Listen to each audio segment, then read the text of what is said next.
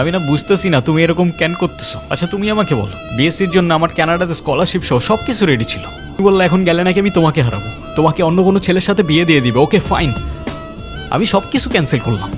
তারপর তুমি বললা তোমার বাবা বলছে যে বেকার কোনো ছেলের সাথে বিয়ে দিবে না। আমি সব কিছু ছেড়ে আমার বাবার বিজনেসে বসা শুরু করলাম, যেটাই আমার এতটুকু ইন্টারেস্ট ছিল।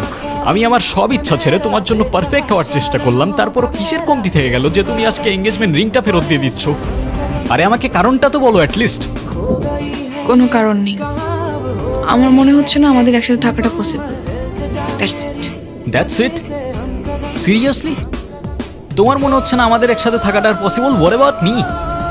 আমার কি মনে হচ্ছে সেটার কোনো ভ্যালু নাই? আমার সাইডটা কে দেখবে রুহি? দেখো, এত কথা বাড়ানোর কোনো মানে নেই, অযথা সময় নষ্ট করো না। সময় তো তুমি আমার নষ্ট করছো। এরকমটাই করার হইলে আমার লাইফটা কেন নষ্ট করলা? ভেঙে ফেলার হইলে সব আগেই ভেঙে ফেলতা, নাকি হুট করে এখন বেটার কাউকে পেয়ে গেছো?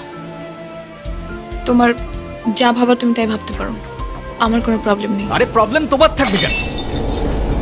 প্রবলেম তো তোমার ক্যারেক্টারে। আর আমার লাকের প্রবলেম যে তোমার মতো একটা মেয়েকে ভালোবাসছি।